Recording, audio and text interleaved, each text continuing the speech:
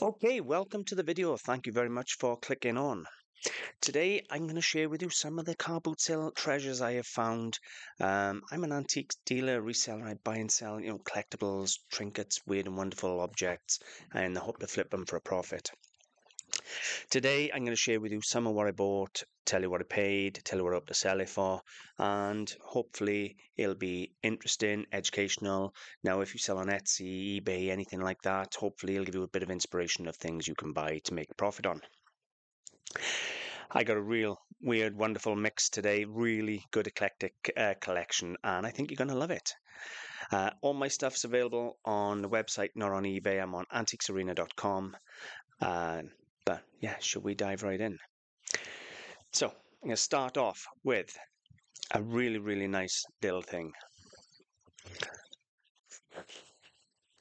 Look at that. Now we have a lovely impressed copper dish, but it is advertising Pratt's Petroleum Spirit. Now it's a petrol spirit or petrol cleaner or something along those lines from the 20s. Now this is by, there you go, there's a maker's mark on the copper of JS&S. Now that tells me it was Joseph Sankey. And it is solid copper. Now that was produced in the 1920s. Now Joseph Sankey was from in Birmingham area from 1890 through to 1980. But they used that mark up to sort of 1930. Now, I use a website called oldcopper.org to identify all my metalware. Let me show you that website with you.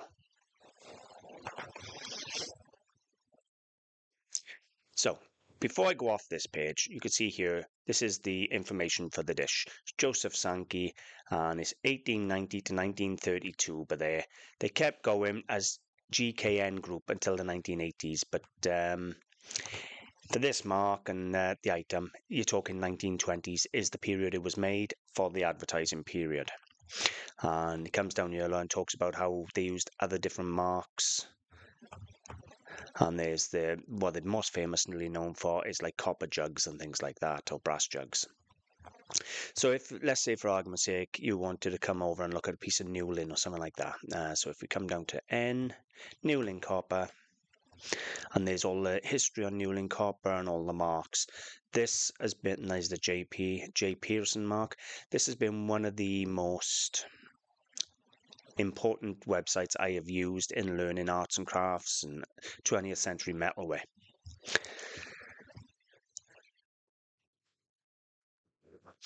So I paid £8 for it. Sounds a lot of money for a little tiny copper dish, doesn't it? But believe it or not, I'll be asking sort of 35 to 40 for this little dish. I did do some searching on Google, and the only one I could find was sold. So I couldn't get the price off them, but I think that's 30, 35 pound of anyone's money. So 35, 40 pounds what I'll be asking. Well, I remember just thinking about it. I was walking around Tirabirth car boot sale about a week and a half ago now, something like that, because I make my films in advance. So I may make 4, 5, 6 films before you're up to date. Anyway, I was walking around and looking at the stalls as I do, and I hear, "Good morning, Walter." And I look up and I see a beautiful young lady, and I thought, okay, how do I know you? Am I forgetting you? And she introduced herself and she told me about her mother and how much her mother was a fan. So I want to give a massive shout out to Mickey. Thank you very much for the support and sending you love. Moving on. I love this. I can't even figure out the value. I can't find another one. It's better than it looks.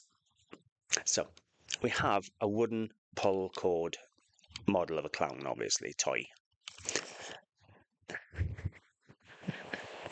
Have a nice day. However, this was handmade by Mojo Toys in Cornwall, fully signed on the back, everything. There's the factory monogram. So I think this is quite an early one. It's probably 1960s, something like that, I guess. They've actually wrote on the back, original toy by Mojo, handmade and hand-painted in Cornwall with the Mojo logo. Now, I only paid £1 for it. It was a toy. at the end of the day. They looked at it and they were £1. Do you know, I think that's 20 quid. Got to be 20 quid. Could even be a bit more. Anything made in Cornwall, St Ives area, all them areas is collectible anyway. I can't find another one. I've looked on Google, and what a bit of fun. And the message stands. How would I stay? How cool is that? So yeah, have a nice day. So I don't know what it's worth. I'm going to keep researching it in a minute. I could find out it's worth a tenner, but at the moment I'm thinking £20, £25, something like that, as a really nice, interesting mid-century novelty.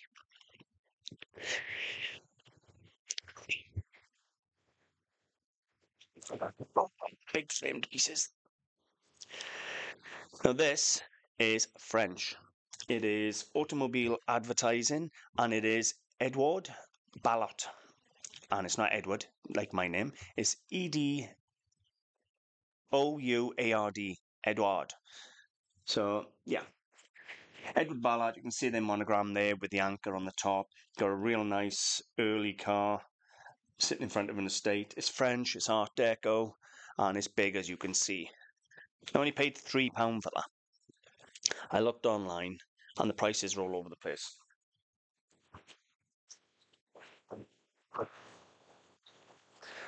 The prices start at £50 and go all the way up to £300. So to figure something out for that one, I'm thinking sort of £75, £80, something like that for the mirror. Beautiful thing. It's not run of the mill, and I love it with a car on it. So yeah, I'm over the moon with that for £3.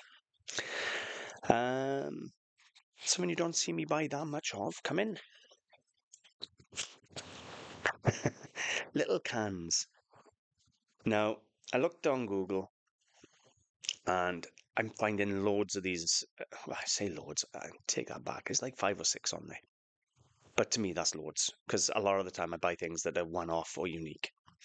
So yeah, there's about 5 or 6 on there, and nobody is actually putting a date on it.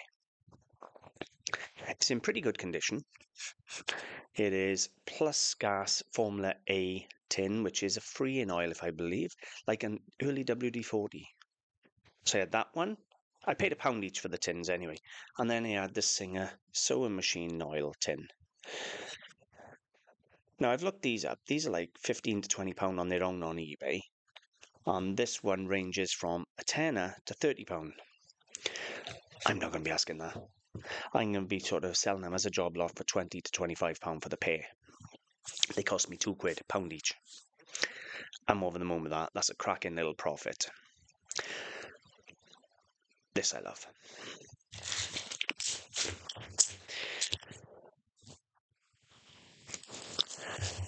A certificate to the bearer, number 10948, Private E. Jones, age 18 and a half, 3rd Battalion, South Wales Borderers, has during the period of the 9th of September 1911 and the 18th of January 1915, I think, or no, 1911 again, sorry, yeah. Been drilling on enlistment at Brecon, and during this time his conduct has been good. So we have a good conduct certificate for the South Wales Borders 1911. Now, don't get me wrong, it would have been nice if it was a 1879 South Wales Borders conduct medal or conduct certificate for the Rorke's Drift, but beggars can't be choosers. That's the Zulu War that's famous in all over the films, and yeah, one of the most famous battles of the South Wales Borderers.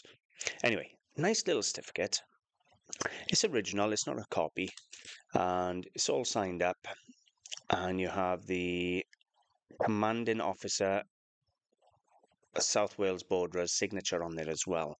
So that's got to help things, haven't it? So if you're a military collector, nice little certificate like that, I have no idea what they're worth. They've got to be sort of 20 quid, haven't they? I wouldn't sell that for less than 20 quid.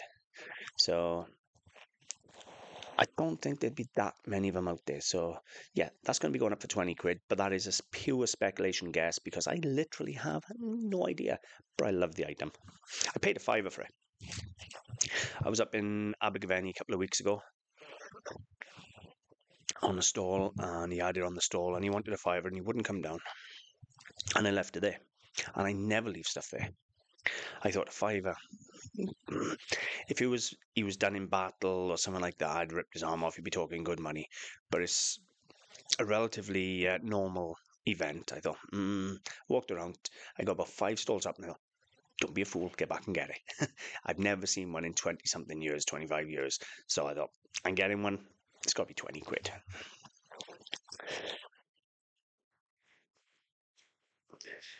This is quite nice. Now, we have, on the telly, I got to be honest with you, right? I couldn't figure out if this was resin or bronze or spelter because to the feel, it is so soft and smooth. Anyway, I put a magnet on it. Magnet sticks to it. It's spelter. However, the base, I believe, is resin. And if you look at that cloth there, that does not look old, does it? So I believe we have a. I'm gonna resist to use the word modern because I don't think it's modern. It's got age. It's probably 1970s, 1980s, I would think. It's after Henry Jacobs, who was an original Art Nouveau artist from around 1904. And this is a very famous bust of a lady. I'll share a photograph with you, actually. It'll look better than the real thing, yeah, because the sunlight coming through is destroying the picture. There she is. She's absolutely beautiful.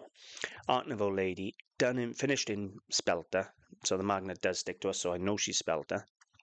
If she was bronzed resin, it wouldn't stick to it. The base, however, I do believe is some form of resin. So that's what I said. I think she's definitely after, but a beautiful thing nonetheless. Really nice Art Nouveau in style. So yeah, she's Art Nouveau in style, and I'm not being funny. She's got a little bit of age, 40, 50 years on her, and I think it's just a nice thing. Speaking of nice things, have a look at this.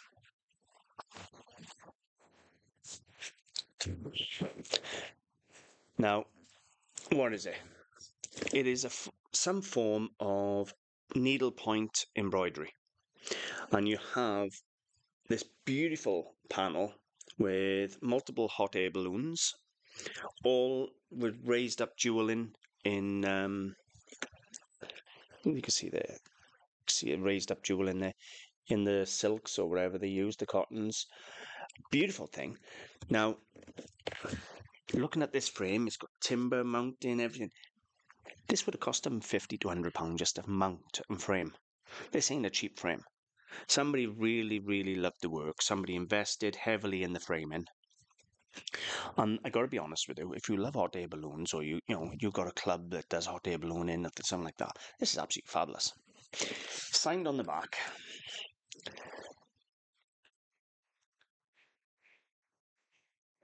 Lovely embroidered, lovingly embroidered for my dear family by Lindsay John, I think, 1991. There you go. Hopefully you can see that because I'm struggling to read the name. You know I struggle with joined up writing because of the dyslexia, so that's what I got from there. Anyway, it's good size. A lot of work gone into it. You can see whoever done it was actually quite talented. It cost me £3.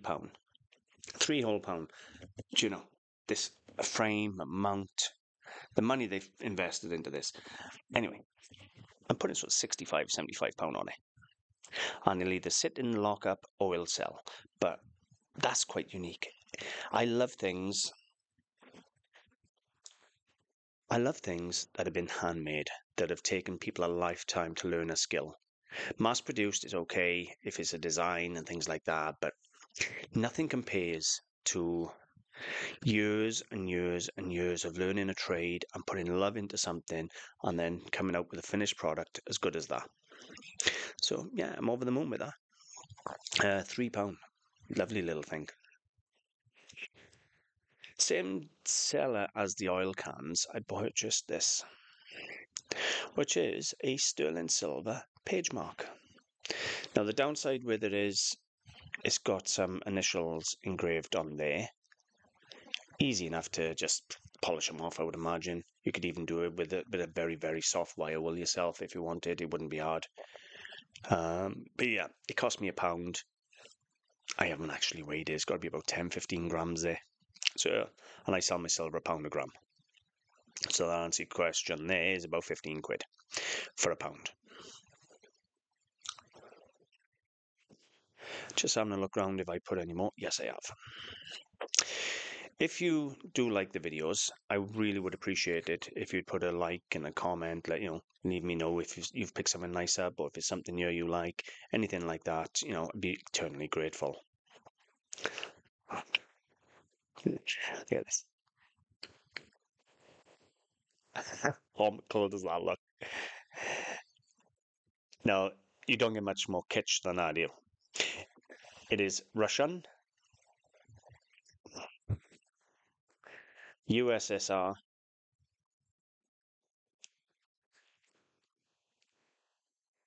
and the factory is, I don't know if I'm pronouncing it right, GZHEL, Gazelle? I'm not sure, but that's the factory that produced it.